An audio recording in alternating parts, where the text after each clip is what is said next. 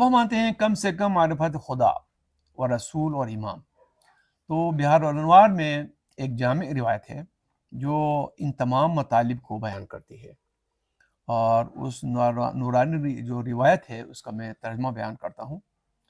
ہشام ابن سالم روایت کرتے ہیں، میں حضرت امام جعفر صادق علیہ السلام کی خدمت میں تھا کہ معاویہ ابن وہب اور عبد الملک بن اعین داخل ہوئے۔ معاویہ ابن وہب نے کہا، یبن رسول اللہ،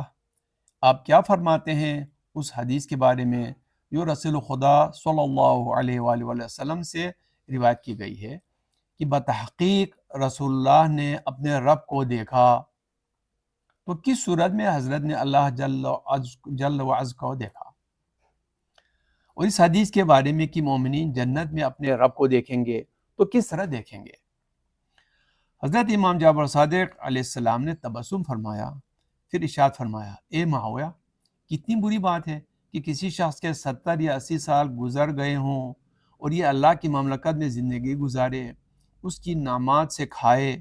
پھر اللہ تبارک تعالیٰ کی حق معرفت بھی نہ رکھتا ہو۔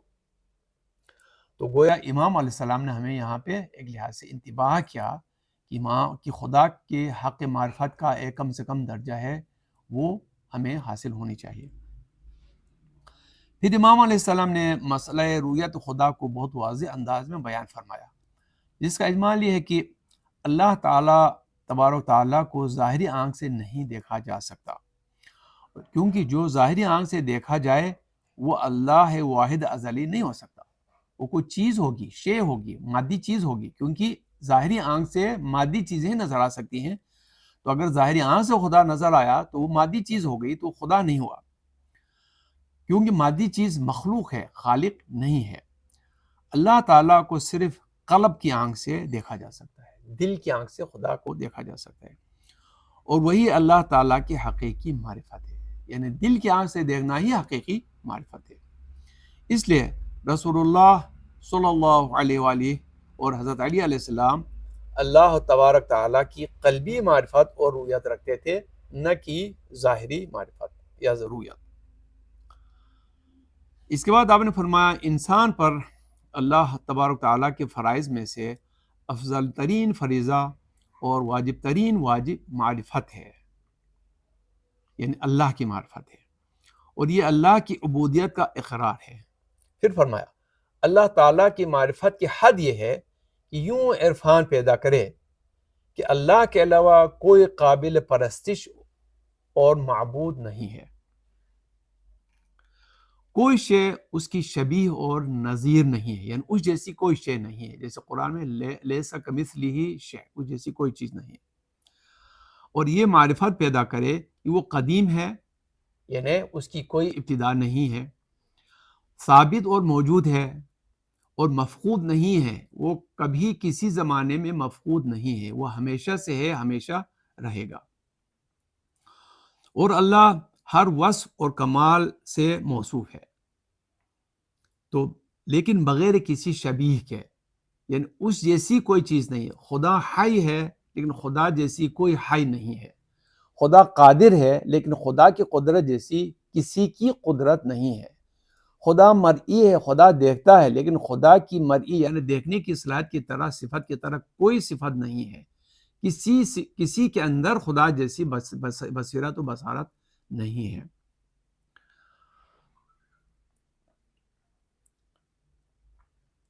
اسی طرح سے کوئی شے اس کو باطل کرنے والی نہیں ہے، اس جیسی کوئی شے نہیں ہے، وہ سننے والا اور دیکھنے والا ہے۔ تو امام نے فرمایا، جو شخص ان چیزوں کا اعتقاد رکھے تو گویا اس نے خدا کی معرفت حاصل کی۔ اگر غور کریں تو ہمیں بچپن میں اللہ تعالیٰ کی توحید کے ساتھ ساتھ صفات ثبوتیہ اور سلبیہ کی جو تعلیم دی جاتی ہے وہ در حقیقت یہی چیزیں ہیں۔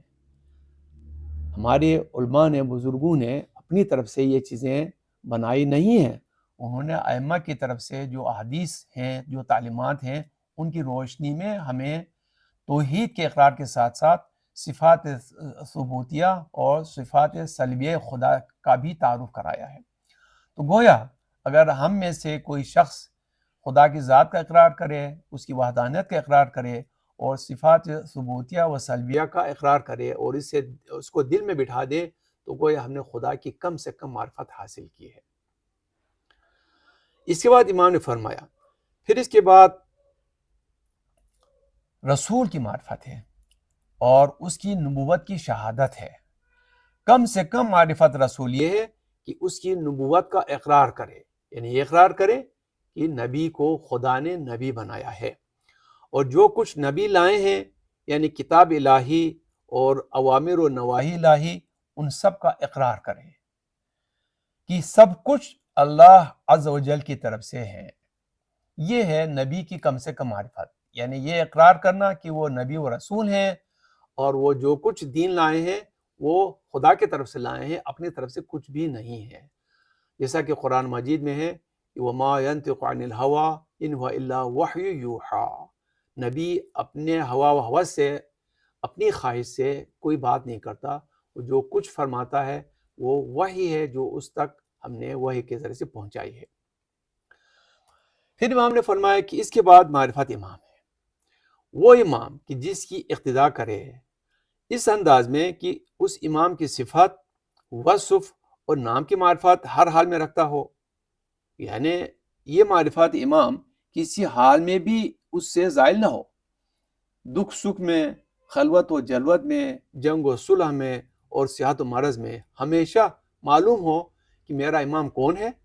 اس کا اسم گرامی کیا ہے اور اس کی صفتیں کیا ہیں۔ اس وقت ہم جو 12ویں امام کے دور امامت میں زندگی گزار رہے ہیں، ہمیں یہ معرفت ہونی چاہیے کہ ہمارے امام کا اسم گرامی میم ہا میم دال ہے، لقب مہدی ہے، کنیت ابو القاسم ہے، اور اس کی صفات یہ ہیں کہ وہ نبی کا جانشین ہے، حجت خدا ہے وغیرہ۔ کم سے کم معرفت امام کیا ہے؟ فرمایا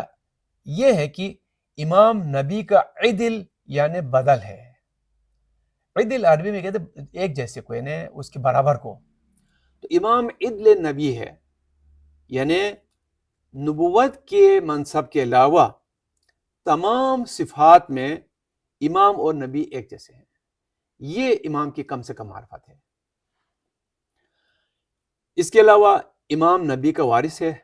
اور امام کی اطاعت اللہ اور اس کے رسول کی اطاعت ہے، کیونکہ آئے ولایت میں ہے کہ انما ولی اللہ ورسولہ والذین آمنوا الذین یقیمون الصلاۃ ویؤتون الزکاۃ وهم راکعون، اس میں امام علی کی ولایت ہے۔ اور آئے اطاعت میں اطیعوا اللہ واطیعوا الرسول واولو الامر منکم، یہاں اولو الامر سے مراد بھی امام ہے۔ تو جس طرح سے خدا کے اطاعت، رسول کے اطاعت غیر مشروط ہے، یہ نہیں ہو سکتا کہ ہم اپنی پسند کی چیزوں میں خدا اور رسول کے اطاعت کریں گے اور جہاں ہمارے جی چاہے ہم اپنی مرضی چلائیں گے، یا جس چیز کو ہمارے عقل مانے گی ہم خدا اور رسول کی اطاعت کریں گے، جہاں ہمارے عقل یا ہمارے سمجھ میں کوئی چیز نہ ہے ہم خدا اور رسول کی اطاعت نہیں کریں گے، اپنی سمجھ کے اوپر چلیں گے۔ یہ نہیں ہو سکتا، چاہے ہماری اس ظاہر عقل میں آئے نہ آئے۔ جب ہم نے تسلیم کیا کہ خدا خدا ہے، رسول اس کا فرستادہ ہے، اور رسول جو کچھ لائے ہیں خدا کی طرف سے لائے ہیں، اور امام رسول کا نائب ہے، اور امام بھی جو فرماتا ہے وہ رسول اور خدا کی طرف سے، تو پھر ہماری سمجھ میں آئے نہ آئے ہمیں امام کی اطاعت کرنی ہے۔ اس کے علاوہ ہر امر میں تسلیم ہو، یعنی کسی چیز میں ہم انہیں کہے کہ مولا آپ یہ کیوں فرما رہے ہیں، اور جس امر کو امام کی طرف پلٹنا ہے اس میں بھی تسلیم ہو۔ کچھ چیزیں ایسی ہوتی ہیں جو احادیث میں بیان ہوئی ہیں لیکن ہمارے سمجھ میں نہیں آتی ہیں، تو امام سے پوچھا کہ مولا اگر آپ کے احادیث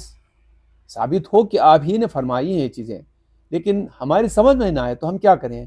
فرمایا جو تمہارے سمجھ میں آئے اس کو قبول کرو، اور جو تمہارے سمجھ میں نہ آئے اس کو یہ کہو کہ جی خدا اور رسول اور امام بہتر جانتا ہے، یعنی اس کے مفہوم کو ہمارے طرف پلٹاؤ،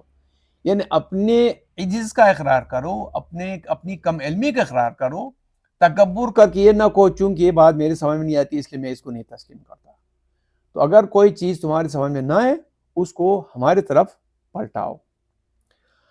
تو وہ حدیث جن کے بارے میں ہمیں علم ہو جائے کہ انہیں ائمہ نے بیان فرمائی ہیں مگر اس کا مطلب ہمارے سمجھ نہ آئے تو ہم پر فرض ہے کہ یہ کہیں کہ میں اس حدیث کو قبول کرتا ہوں، اس کا انکار نہیں کرتا، البتہ اس حدیث کے معنی کو میں امام کی طرف پلٹاتا ہوں اور یہ اقرار کرتا ہوں کہ اس حدیث کا مفہوم اور معنی وہی ہے جس کو امام نے مراد لیا ہے۔ اس کے علاوہ امام کے قول کو قبول کریں، یعنی قول امام کو حجت مانے، اور یہ علم رکھتا ہو اور جانتا ہو کہ امام رسول اللہ صلی اللہ علیہ وآلہ وسلم کے بعد علی بن ابی طالب ہیں، پھر اس کے بعد حسن، پھر حسین، پھر علی بن الحسین، پھر محمد بن علی، پھر جعفر بن محمد، پھر میرے بعد میرا بیٹا موسیٰ، چونکہ امام جعفر صادق علیہ السلام فرما رہے ہیں، تو فرمایا میرے بعد میرا بیٹا موسیٰ بن جعفر، پھر اس کا بیٹا یعنی علی بن موسیٰ، علی کے بعد محمد کا بیٹا یعنی محمد ابن علی کے محمد ابن علی کے بعد علی اس کا بیٹا علی بن محمد، علی کے بعد حسن اس کا بیٹا، اور حسن بن علی کے بعد الحجت، یعنی حسن کی اولاد سے حجت بن حسن علیہ الصلوۃ والسلام، ان کی امامت کا اقرار کریں۔ پھر امام نے فرمایا اے معاویہ، میں نے تیرے لیے ایک قانون قاعدہ اس مسئلہ معرفت میں بیان کر دیا ہے، بس اس قاعدے پر عمل کر۔ یہ حدیث بحر الانوار جلد 36 کے صفحہ نمبر 407 اور 408 پر موجود ہے۔